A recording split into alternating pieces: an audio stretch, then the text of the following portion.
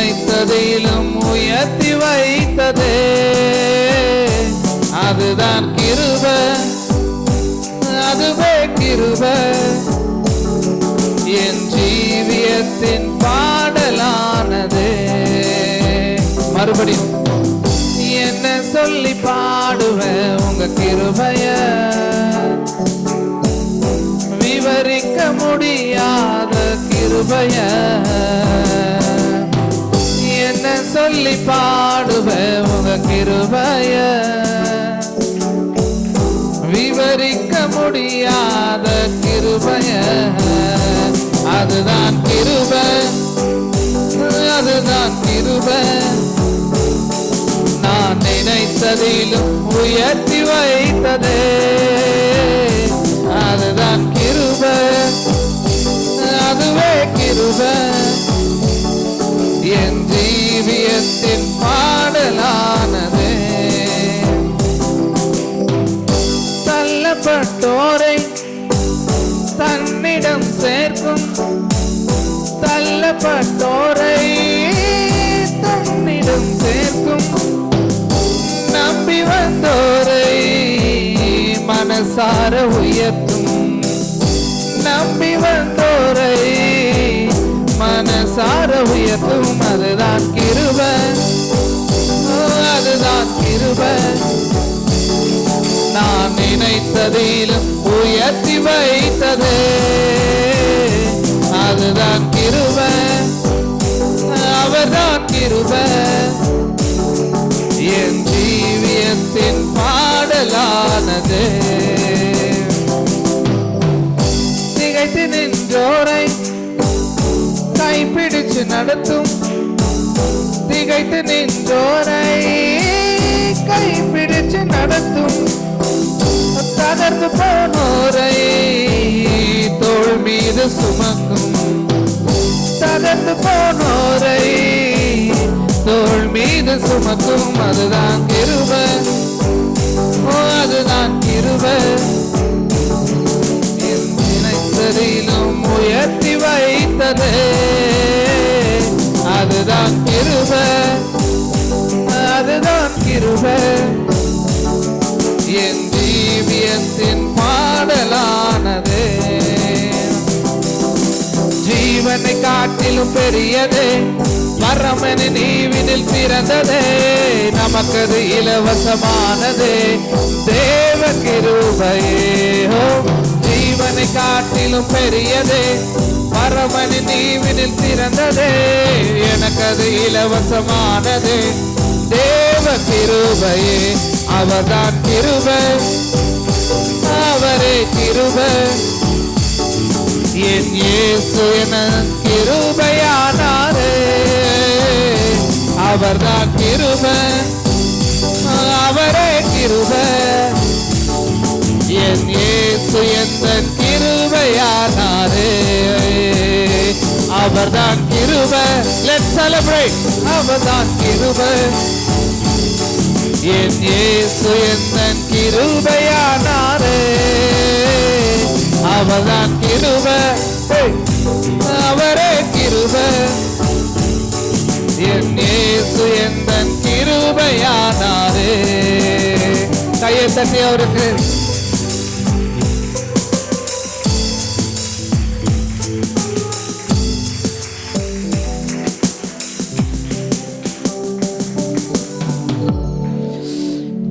என்ன கிருபை.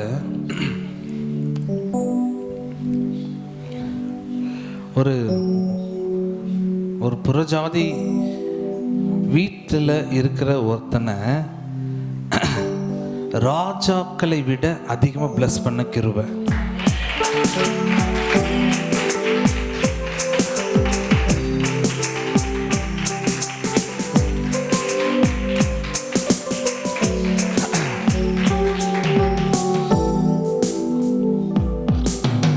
அப்போ என்கிட்ட போன வாரம் ஆவியான இந்த வாரம் ஒரு 2 days முன்னாடி ஒரு விஷயத்த சொல்லிருந்தார். என்னன்னா, நான் ஆபிரகாம உனக்கு பிள்ளை தரேன்னு சொல்லி அவங்க வீட்டில்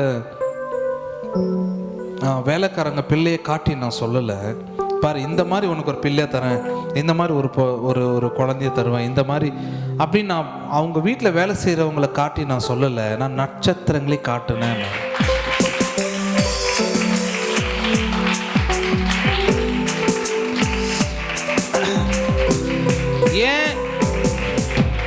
ஏன் நட்சத்திரத்தை காட்டினேன்னா, யாரெல்லாம் அந்த வம்சத்தின் வழியா வராங்களோ அவங்கெல்லாம் நட்சத்திரங்களை போல ஜொலிப்பாங்க. யாருக்கு மேலெல்லாம் என் கிருபை விழுகிறதோ அவர்கள் இந்த பூமியிலே நட்சத்திரங்களாய் ஜொலிப்பார்கள்.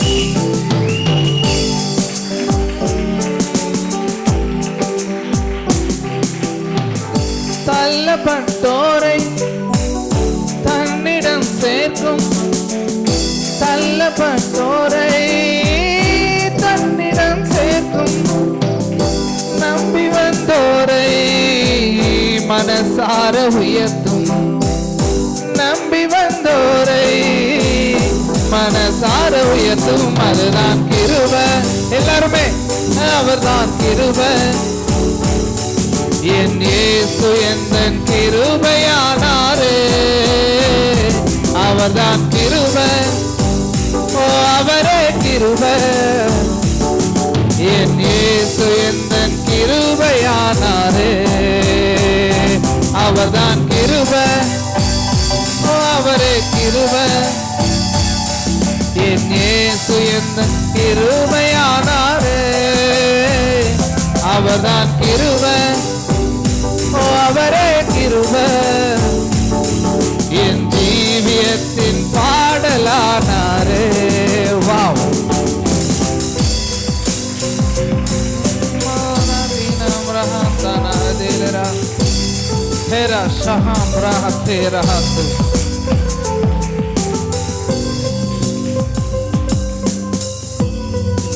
அப்ப என்கிட்ட அவர் சொன்னார், ஆவியானவர், ஆபிரகாம வீட்டு விட்டு வெளியே கொண்டு வந்து அப்படி மேலே பார்க்க வச்சு நட்சத்திரங்களை காட்டினேன்.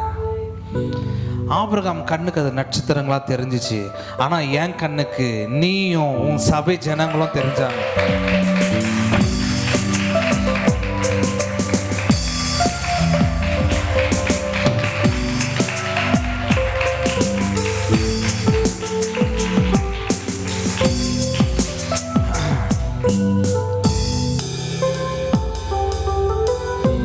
நீங்க பிறக்கிறதுக்கு பல 1000 வருஷத்திற்கு முன்னாடி அவர் உங்களை பார்த்துட்டார்.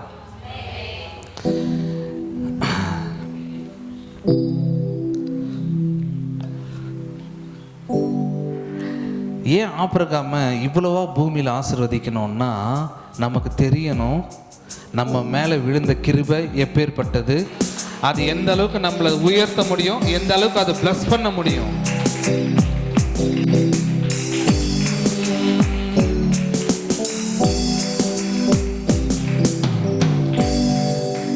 என்கிட்ட அவர் சொன்னது, நான் நீயும் உன் சபை அப்படின்னு சொன்னேன்ல, ஆனால் என்கிட்ட சொன்னது பேரை சொல்லி சொன்னார். என்கிட்ட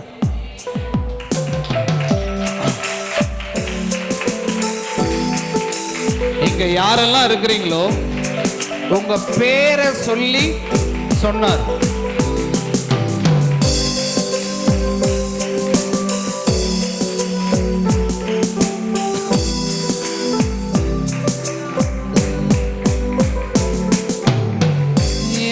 சொல்லி பாடுவேன் உங்க கிருபைய,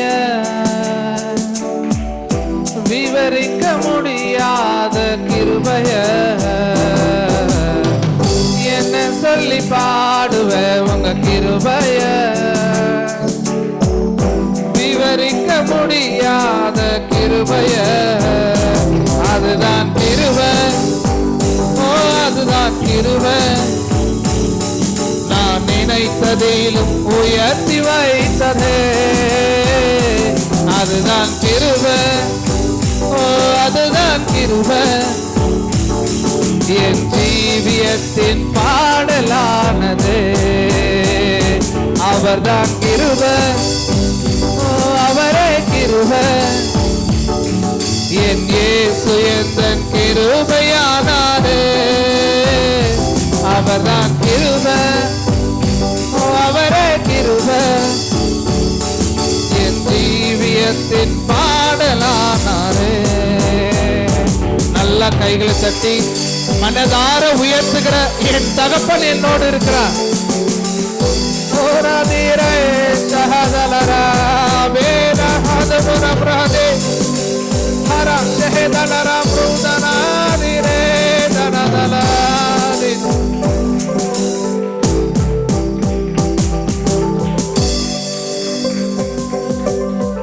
உங்களுக்கு எப்படி வர்ஷிப் பண்ணணும்னு தோணுதோ அப்படி பண்ணுங்க. ஆனா நான் ஆவியில் நான் ஃபீல் பண்ணுறேன், நான் அப்பயே சொன்னது மாதிரி உணர்வுள்ள ஆவி அது நாளைக்கு இல்லை, அது இப்போவே ஸ்டார்ட் ஆகிருக்கு. நான் பார்க்குறேன் ஒரு உணர்வுள்ள ஆவி இங்கே அசைவாடுறதை நான் பார்க்குறேன்.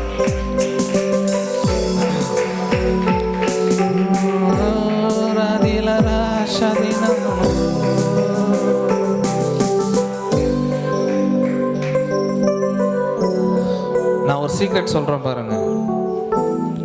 ஏன் ஒருத்தருடைய வாழ்க்கையில அற்புதமோ அடையாளமோ நடக்கவே மாட்டேங்குதுன்னா அதுக்கு ஒரே ரீசன், ஒன்லி ஒன் ரீசன். நீங்க பாவி அப்படின்றது இல்லை,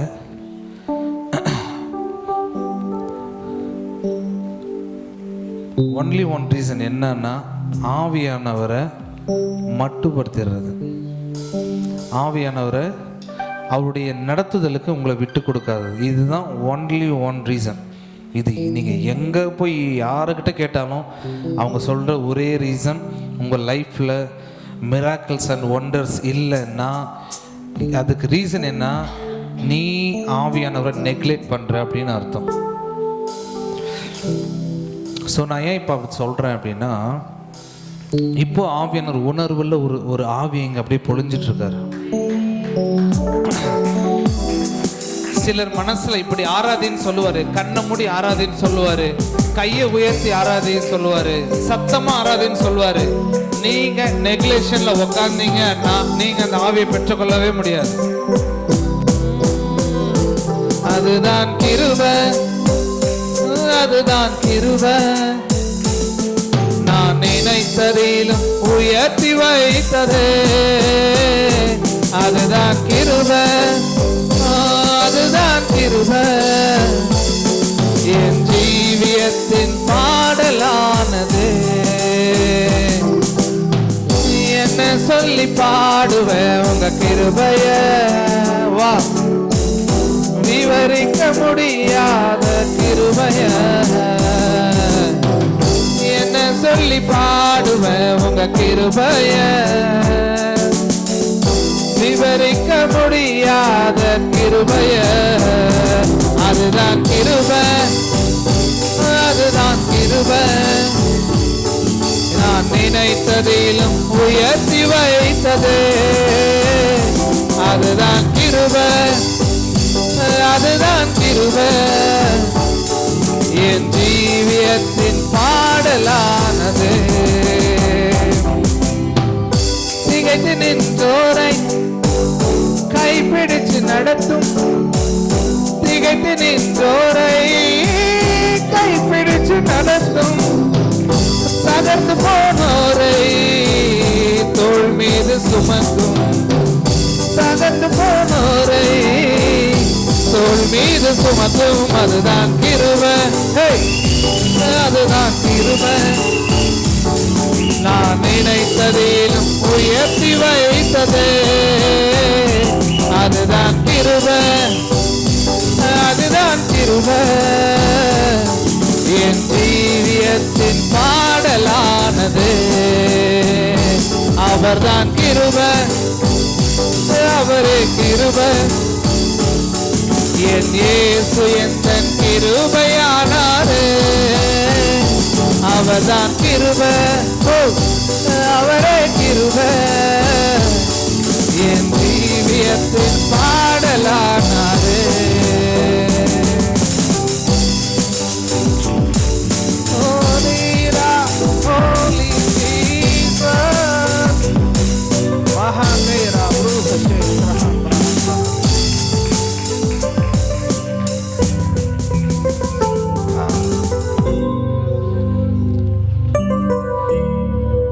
இந்த கிருபை நீங்க நினைக்காத விதமா உங்களை தூக்கிட்டு போயிடும்.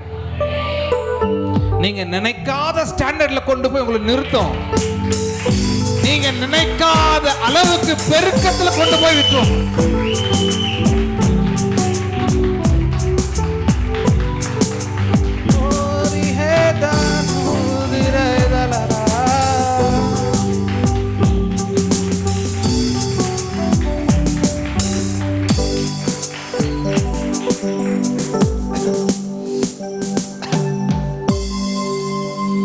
பாருங்களேன், ஒரு எல்கேஜிக்கு ஒருத்தரை வந்து நீங்கள் ஸ்கூலுக்கு அனுப்புகிறீங்க, ஒரு சின்ன பையனை அப்படின்னா அவன் நினைப்பான் எல்கேஜின்னா இந்த இயர் முடிஞ்சு அவ்வளோதான், முடிஞ்சிடும் போல இருக்கு. ஆனால் எல்கேஜி முடிஞ்ச அப்புறம் தான் தெரியும் அவனுக்கு அடுத்தது அவன் யூகேஜியில் இருப்பான். யூகேஜி முடிஞ்சு அவ்வளோதான் போல இருக்கு, இல்லை ஃபஸ்ட் ஸ்டாண்டர்டு போவான். அப்படியே போய் என்ன ஆகிடுவான், ஒரு மாஸ்டர் டிகிரியோ ஒரு எம்பிபிஎஸ்ஸோ ஒரு எம்பிபிஎஸ் எம்டிஓ முடிச்சுட்டு அவன் நிற்பான் பாருங்க. அப்போ தான் தெரியும், அப்போ நான் எல்கேஜிக்கு போனது நான் இங்கே வந்து நிற்கிறதுக்காக தான். ஸோ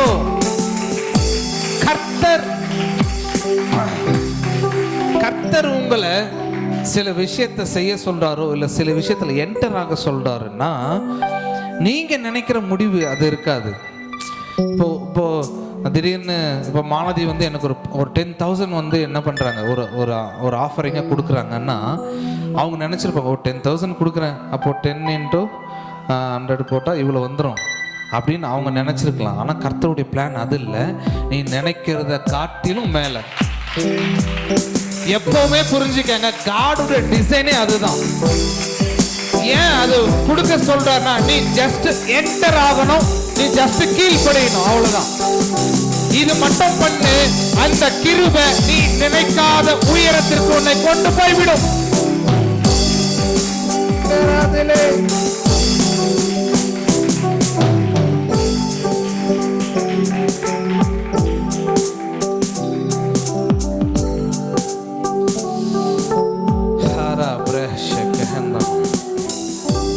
எத்தனை பேர் நம்ம சர்ச்சில் டெய்லி மீட்டிங் நடக்குது, டங்ஸ் ப்ரேயர் நடக்குது,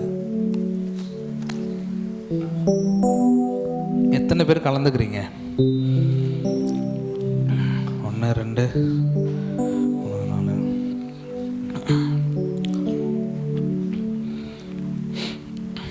நான் ஒரு 2-3 நாள் கலந்துக்கிறேன் வீக்லி. அப்போது சிலர் பேசுகிற அந்நிய பாஷைக்கு எனக்கு இன்டர்பிரட் கொடுத்தார். அதாவது இன்னொரு விஷயமா சொல்லிடுறேனே, ஒரு 1/2 மணி நேரம் தான் என்னால் இருக்க முடியுது. அதுக்கப்புறம் மூஞ்சுங்களை பார்க்க முடியல. அப்படியே ஆவியானவரே வந்த வேகத்தில் பேக் எடுத்துகிட்டு போயிட்டே இருந்துருவார் பொழுது, அந்த மாதிரி. ஸோ நீங்கள் இருக்கிறது, சிலர் பார்த்தீங்கன்னா ஏதோ வரலன்னா சுந்தரி ஃபோன் பண்ணி கேட்பாங்க, ஏன் வரலன்னு சொல்லுவாங்க. நம்மளுக்கு ஒரு பிளாக் மார்க் ஆகிடும் அப்படின்னு சொல்லி அதுக்கு சிலர் வராங்க. சிலர் எனக்கு ஏதோ ஒன்று வேணும், ஏதோ ஒன்று வேணும், அது வந்து பணமோ காரோ வீடோ ஏதோ ஒன்று இருக்கலாம், நான் அதுக்காக வரேன். சிலர் செல்ஃப் எடிஃபிகேஷன் உள்ள ஸ்பிரிட்டு பலன் அடையிறதுக்கு வராங்க.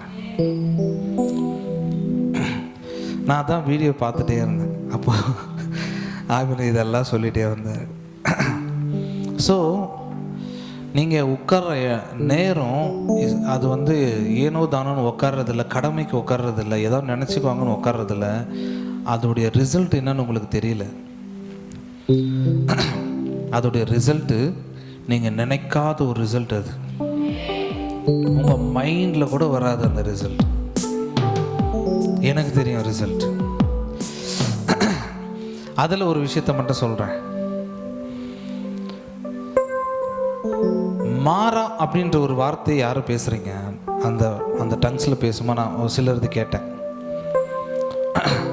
மாறா அப்படின்ற ஒரு வேர்டை வந்து யூஸ் பண்ணி நீங்கள் வந்து டங்ஸ் பேசுகிறீங்க.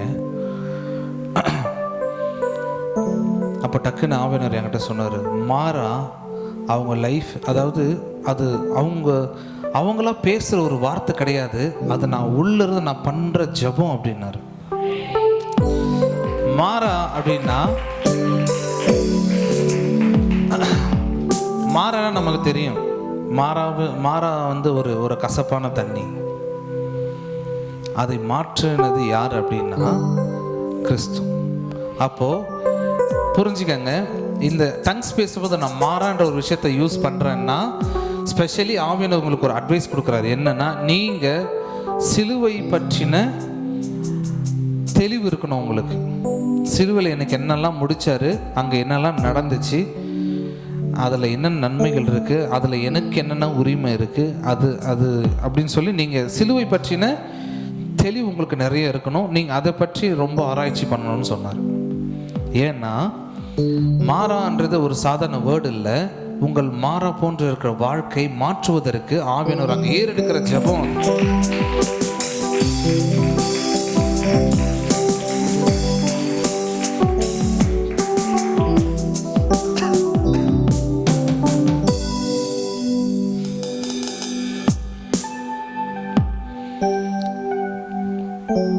ஸோ அதான் சொன்னேன்,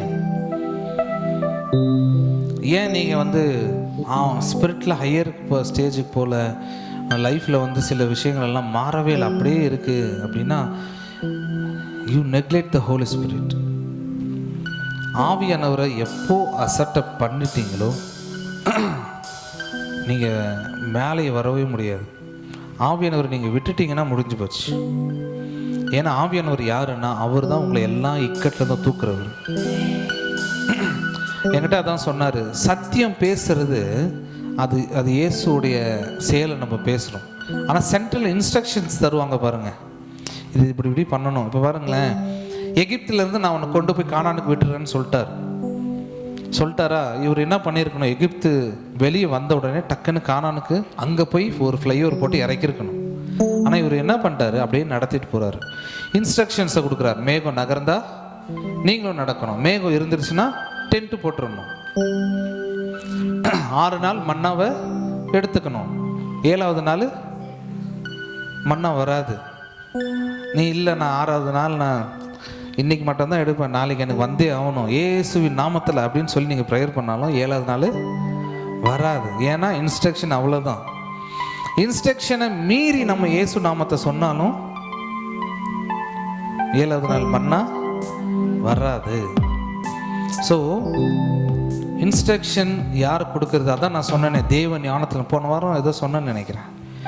இன்ஸ்ட்ரக்ஷன் தேவ அநாதி ஞானத்திலேருந்து வருதான். அப்படின்னா அநாதி ஞானமே ஆவியானவர் தான். ஸோ உங்களுக்கு சில இன்ஸ்ட்ரக்ஷன், இப்போ நான் பேசிட்டு இருக்கலாம் இன்ஸ்ட்ரக்ஷன், இது யார் கொடுக்கறது? ஆவியானவர் மட்டும் பேசிட்டு இருக்கார். இதை நீங்கள் அப்படியே சீரியஸாக எடுத்துடணும். நீங்கள் எடுத்து இன்ஸ்ட்ரக்ஷன் எல்லாம் ஃபாலோ பண்ணி நீங்கள் போகும்போது தான் என்ன ஆகும்னா, நீங்கள் போக வேண்டிய இடத்த போய் சேர முடியும். இல்லைன்னா 40 வருஷம் இல்லை 400 வருஷம் போனாலும் உங்கள் ஜெனரேஷன் அடுத்த ஜெனரேஷன் அடுத்த ஜெனரேஷன் அடுத்த ஜெனரேஷன் இப்படியே உட்காந்துருக்கும். கிறிஸ்துக்குள்ளே தான் இருக்கும், ஆனால் கானானுக்குள்ளே என்டரே ஆயிருக்காது. யாரெல்லாம் கானானுக்குள்ளே போனாங்கன்னா இன்ஸ்ட்ரக்ஷனை ஃபாலோ பண்ணவங்க. யாரெல்லாம் உள்ளே போல நெக்லெக்ட் பண்ணவங்க. அவ்வளோதான், சிம்பிள். ஸோ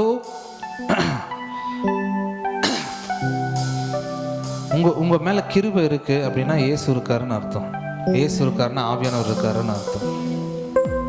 ஸோ அவர் கொடுக்குற இன்ஸ்ட்ரக்ஷன்ஸ் தான். அவர் என்ன நம்மளுக்கு வந்து மெசேஜில் மட்டும்தான் பேசுவார், மற்ற நேரத்தில் பேச மாட்டாருன்னு அவர் என்ன பொம்மையா? கீ கொடுத்தா மட்டும் இங்கே 3 மணி நேரம் பேசிட்டு அப்புறம் டக்குன்னு 8 மணி ஆனாலும் ஆஃப் ஆகிட்டு இங்கே நிற்கிறது. சிட்டி இல்லை அவர், சிட்டி 2.0 அவர் இல்லை, இவர் ஓஹோ.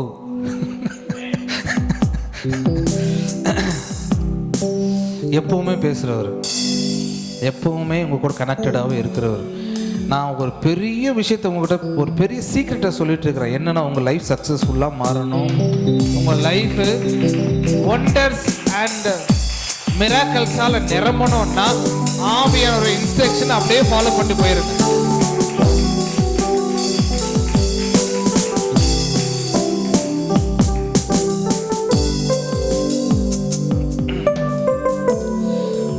என்கிட்ட நிறைய விஷயத்த பேசிட்டே வர்றாரு.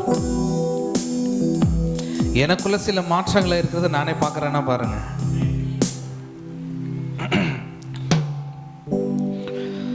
அப்போ நிறைய விஷயங்கள் பேசினார். இதெல்லாம் நடக்குதுன்னா இந்த விஷயத்துக்கு நடக்குது, இதுக்கு இது நடக்குது.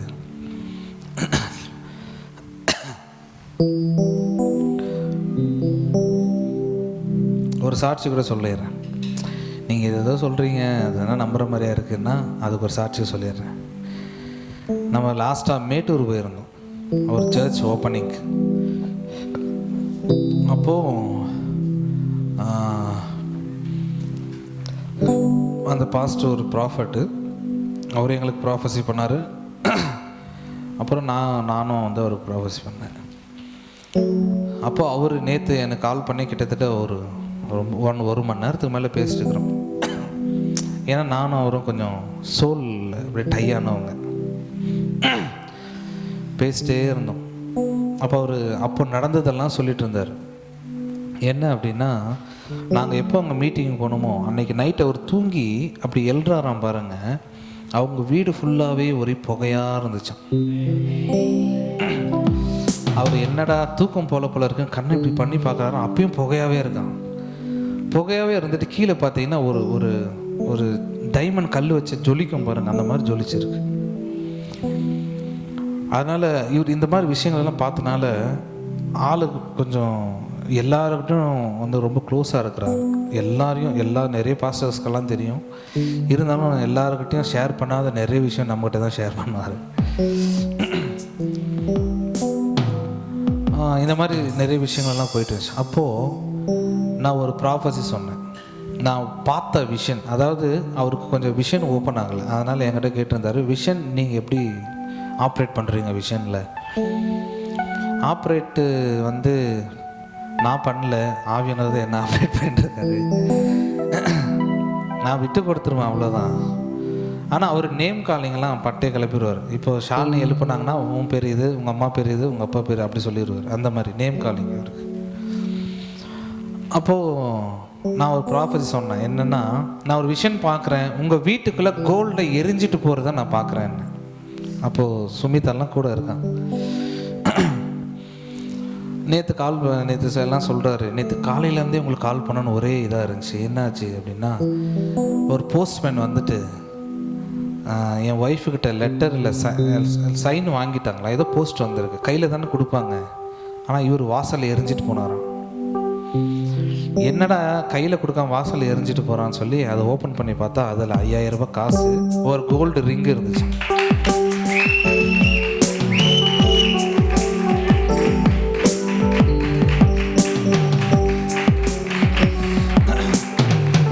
அப்போ இவர் சொல்லிகிட்டே இருக்கும்போது ஆவியானவர் என்கிட்ட சொல்ல, நீ அன்றைக்கி ப்ராஃபஸி பண்ணல.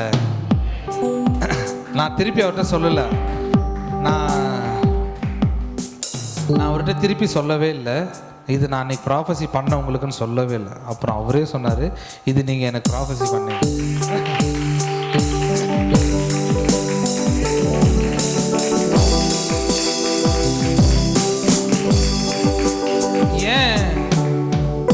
ஏன் இந்த விஷயத்தெல்லாம் சொல்கிறேன்னா, ப்ராஃபஸிஸ் அது வந்து ஒரு பவர்ஃபுல்லான ஒரு விஷயம்.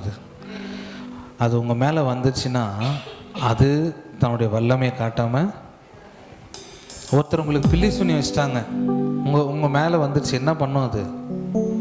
தன்னோட வேலையை காட்டாமல் லெஃப்ட் கை நாசர் மாதிரி ஆகிடும், இல்லை ரைட் காலுக்குன்னா காஞ்சனால வர்றா அந்த பொண்ணு மாதிரி ஆகிடும். அப்படி ஏதோ ஒரு தன்னுடைய வேலையை காட்டிட்டு போயிடுது. அதை விட ரொம்ப பவர்ஃபுல்லான ஒரு விஷயம் உங்கள் மேலே பேசப்படுறது தீர்க்கதரிசனம்.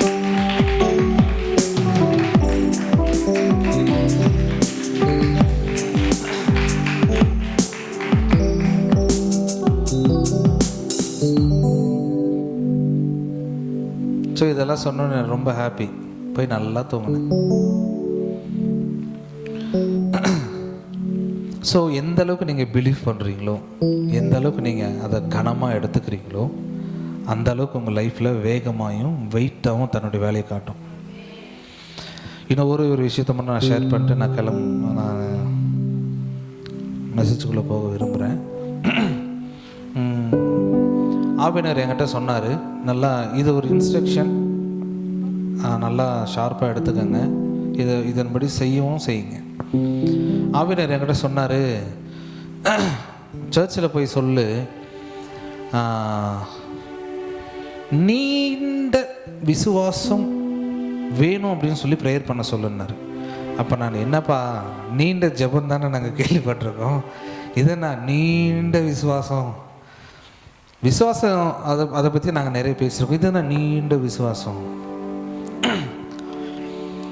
அப்போ சொன்னார், நீண்ட விசுவாசம்னா என்ன அப்படின்னா, அது தொடர்ச்சியாக ஒரு வேலையை செஞ்சுட்டே இருக்கும். நம்ம சர்ச்சில் எல்லாம் பார்த்தீங்கன்னா அந்த தொடர்ச்சியான விசுவாசம் இல்லவே இல்லை. தொடர்ச்சியாக கண்டினியூஸாக அப்படியே நீங்கள் அந்த விசுவாசம் உங்களுக்கு என்ன உங்களுக்கு அந்த விசுவாசத்தின் மூலியமாக உங்களை என்ன பண்ண தூண்டுதோ அந்த விசுவாசம், அதை நீங்கள் தொடர்ச்சியாக செஞ்சுட்டே இருக்கிறீங்கன்னா ஒரு நாள் இயேசு உங்களை பற்றி சாட்சி கொடுப்பார். எப்படி அந்த 2 காசு கொடுத்த விதவை, நான் ஏற்கனவே சொல்லியிருக்கேன், அவங்க 2 காசு கொடுத்தாங்கல்ல, அது ஃபர்ஸ்ட் டைம் கிடையாது, அது லாஸ்ட் டைமும் கிடையாது. அவங்க தொடர்ந்து கொடுத்துட்டே வந்தாங்களாம், கண்டினியூஸாக கொடுத்துட்டு வந்தாங்களாம். தன்னோட ஜீவனத்துக்கு உண்டானது எல்லாம்னா, இந்த மாதம் எனக்கு 10,000 வந்துருச்சுன்னா அது என் ஜீவனம் ஆகிடுமா, அடுத்த மாதம் நான் வேலை செஞ்சால்.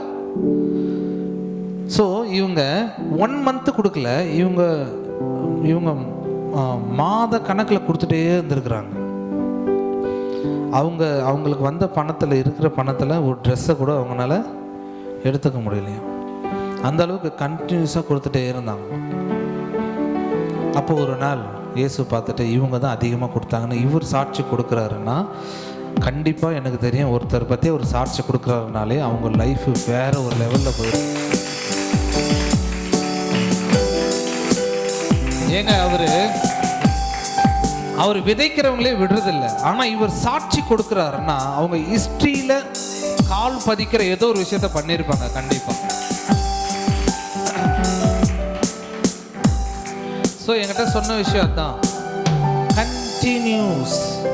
நீங்கள் தொடர்ச்சியாக ஒரு விஷயத்தை விதைப்போ, ப்ரேயரோ, இல்லை ஊழியத்துக்கு ஒரு தூணாக இருக்கிறேன், அதனால் ஊழியத்தில் சர்ச்சில் நான் பார்த்து வேலையெல்லாம் செய்வேன், இல்லை வாங்கி போடுறதோ, எதுவாக இருந்தாலும் உங்களுக்கு விசுவாசம் உங்களுக்குள்ளே என்ன ஒரு பபிள் கொடுக்குதோ அதை தொடர்ச்சியாக செய்யணும்.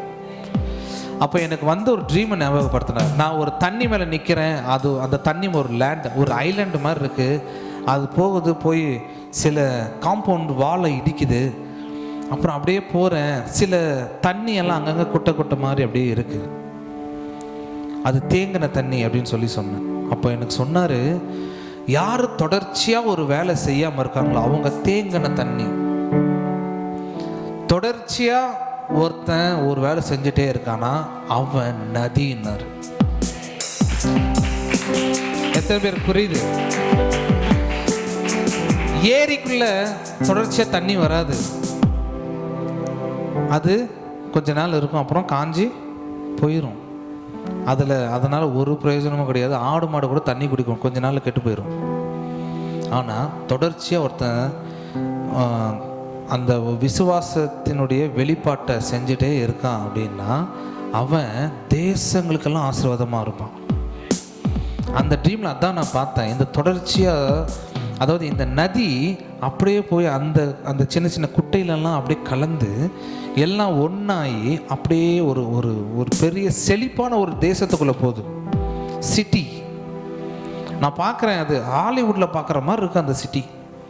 அந்த சிட்டிக்குள்ளே இந்த தண்ணியெல்லாம் போகுது. அப்படின்னா என்ன அர்த்தம்? நீங்கள் என்ன சொல்கிறது,